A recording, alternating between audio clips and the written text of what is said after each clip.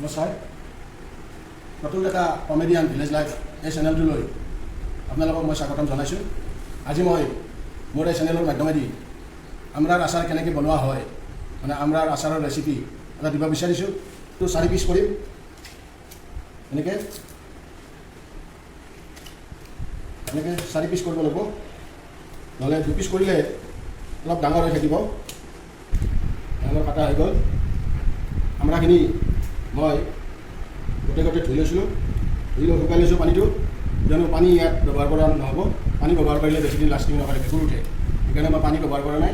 আৰু আমৰা এনেকুৱা চিলেকশ্যন কৰিব লাগে গুটিবিলাক যাতে অকণমান জাল হয়, এনেকুৱা জাল নহয় একেবাৰে কোমলীয়া হ'লে এইটো খাই মই তৃপ্তি নাপায়।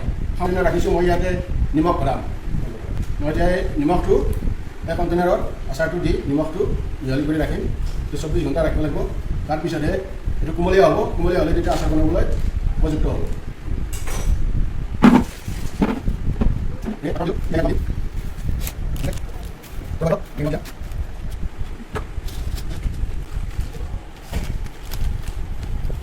এই 4 তৰফ দিলোঁ, 4 তৰফ, এইটো শেষৰ তৰফ। এনেকৈ মই নিমখখিনি মিলাই দিছোঁ। এতিয়া যেতিয়া মই ৰ'দত দিম 24 ঘণ্টাৰ পিছত ই কোমলীয়া হ'ব, কোমলি যাব, তেতিয়া মই তেল মছলা দিম। এতিয়া মই ইয়াক এনেকৈ বন্ধ কৰি ৰাখিম। এতিয়া মই উলিয়াই ল'ম। নিমখত এইবিলাক কালাৰ চেঞ্জ হৈ গৈছে, মানে এই কোমল হৈছে, গতিকে এইবিলাক মই এতিয়া নিমখৰ পৰা পৃথক কৰিম।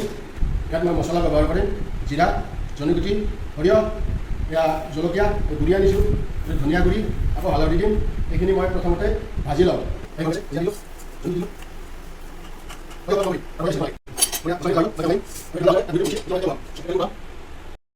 মোৰ ইয়াত তেলখিনি উতলি গ'ল। এতিয়া মই ইয়াক নমাই দিম আৰু ইয়াত ঠাণ্ডা হ'ব লাগিব, তেতিয়াহে মই মিহলি কৰিব পাৰিম।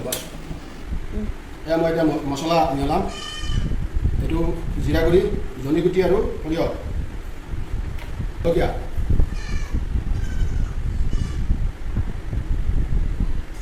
এইটো হৈছে ধনিয়া আৰু দি দিওঁ। জ্বালা হ'লে বেছি ভাল, খাবলৈ টেষ্টি হয়। হালধি